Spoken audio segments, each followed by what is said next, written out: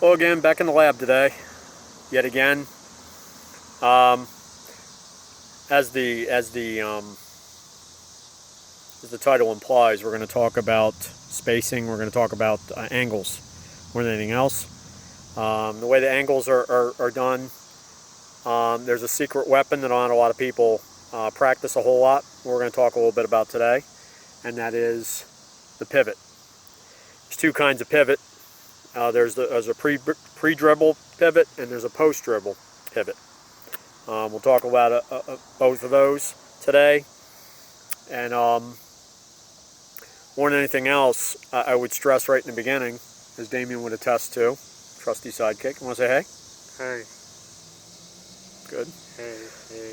The main thing you want to keep in mind is that keeping the dribble is the best, but sometimes that's not possible.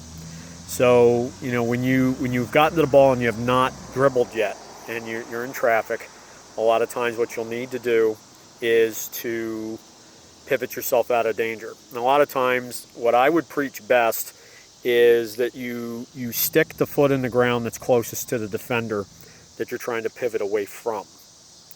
So if somebody's on your left-hand side, you want to stick that left pivot foot in the ground, or that, you know, stick the left foot in the ground and pivot with your right. You know, where you're moving your right foot around, kind of like the hokey pokey a little bit. But you can go 360 degrees. You can go a full circle around, and you know, you get to the ball. You want to keep it. You haven't established your dribble yet. What you're trying to do at that point is to create a situation where you can get the ball to someone else at that point, or make it safe to dribble, and we'll show what that looks like. Then there's the post dribble, meaning you've picked up your dribble, which makes your coach have gray hair. You picked up your dribble, and now you're in trouble, and you need to create angles in which to get rid of the ball, and you don't have the option of putting the ball on the ground. That's so cute. So anyway, so let's take a look at what both of those look like, and you know, that's how we figure out what your angle is, dude. As we said, is to create situations where we can get away, or where we can get the ball past. So let's look at a pre-dribble, and again, high production value. So Damien's going to be my other guy. He's going to be the defender. Okay. And I'll be the guy with the ball. And we'll take a look at what we're doing when we have not dribbled yet, pre-dribble, and then we'll do post-dribble. So high production value. I'm going to put this sucker back down.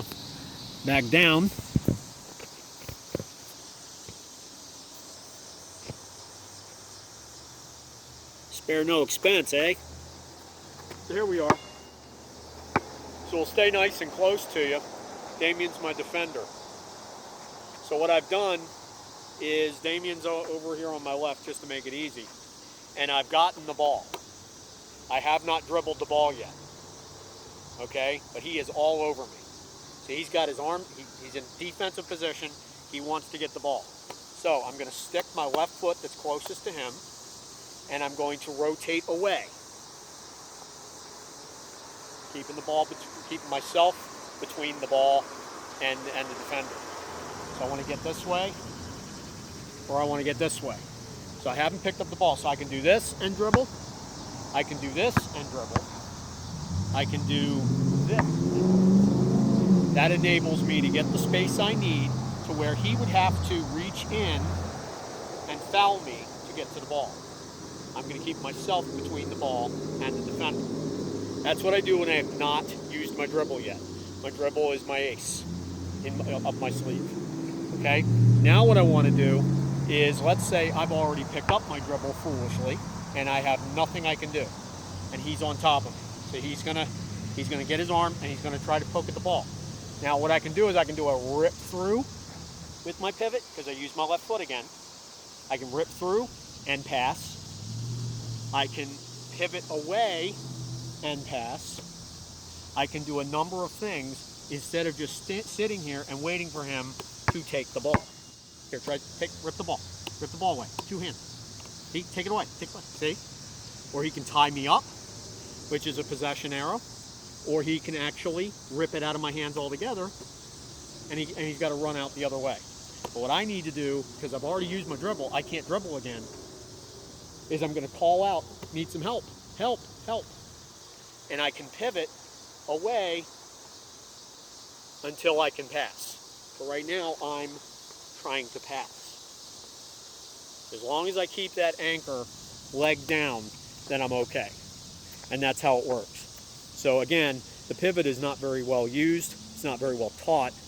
I mean, a lot of good coaches out there that do, but I think there's not enough time spent on it, because when you're talking about breaking traps, you're breaking pressure defenses and things like that. Yeah, passing up over it, kind of like with the mentality of hot potato, is a very good thing. But what is more important sometimes when you're trapped, when a good, well-communicating coach is going to trap you in situations near half court, near the sideline, near the baseline, and you're going to be in a lot of trouble if you don't know how to use that pivot foot in a strategic way to get rid of the ball or to get yourself out of trouble. Pre-dribble, post-dribble. Takes a lot of practice. Okay? So what do you think about that, Damien? You think you can do that? Yeah. You think you can show me a pivot? Show me the pivot. Stick that left foot in the ground and pivot. Yeah. Now pivot. Only move this foot now. Move it. Pick it up. Move it. Move it in a circle. Keep this one down. Keep this one down. Right? Keep this one down. Now,